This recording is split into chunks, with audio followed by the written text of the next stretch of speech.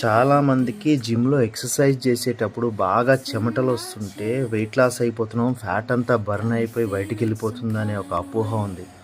యాక్చువల్‌గా బాగా చెమటలు రావడం వల్ల మీ వెయిట్ లాస్ అవ్వదు.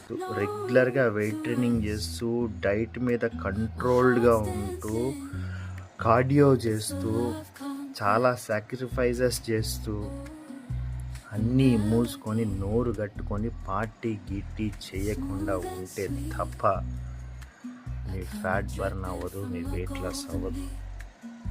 మీకు మజిల్ గెయిన్ అవ్వాలన్నా, మీ వెయిట్ లాస్ అవ్వాలన్నా ఇవన్నీ cardio, weight training plus diet, మంచి స్లీప్ ఇవి లేకపోతే మాత్రం ఎట్టి పరిస్థితుల్లో